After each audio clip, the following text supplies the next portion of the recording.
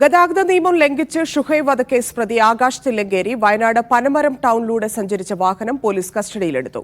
വാഹനം പനമരം പോലീസ് പിടിച്ചെടുക്കുമ്പോൾ രൂപമാറ്റം വരുത്തിയ നിലയിലായിരുന്നു. ഇന്ന് രാവിലെയാണ് പനമരം പോലീസ് മലപ്പുറത്തുനിന്ന് വാഹനം പിടിച്ചെടുത്തത്.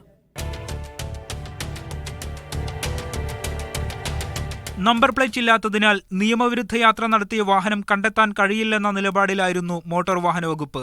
വിമർശനം ശക്തമായതിനു പിന്നാലെ നടത്തിയ പരിശോധനയിലാണ് ആകാശ് തില്ലങ്കേരി ഓടിച്ച വാഹനം മലപ്പുറം സ്വദേശിയുടെ ഉടമസ്ഥതയിലുള്ളതാണെന്ന് വ്യക്തമായത്.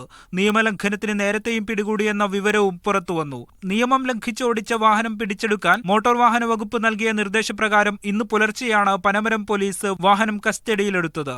വാഹനത്തിലുണ്ടായിരുന്ന വലിയ 4 ടയറുകളും മറ്റു എക്സ്ട്രാ ഫിറ്റിംഗ്സുകളും അഴിച്ചുമാറ്റി പുതിയവ ഘടിപ്പിച്ച നിലയിലാണ്. എന്നാൽ ഇളക്കി മാറ്റിയ റൂഫ് പുനഃസ്ഥാപിച്ചിട്ടില്ല.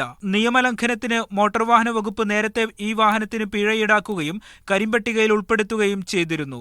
നമ്പർ പ്ലേറ്റ് പോലുമില്ലാത്ത തുറന്ന ജീപ്പിൽ ഷുഹൈബ് വധക്കേസ് പ്രതി ആകാശ് തില്ലങ്കേരിയും സംഘവും നഗരം ചുറ്റുന്ന ദൃശ്യം സഹിതം മീഡിയ 1 ആണ് വാർത്ത പുറത്തെത്തിച്ചത്. മീഡിയ 1 വയനാട്.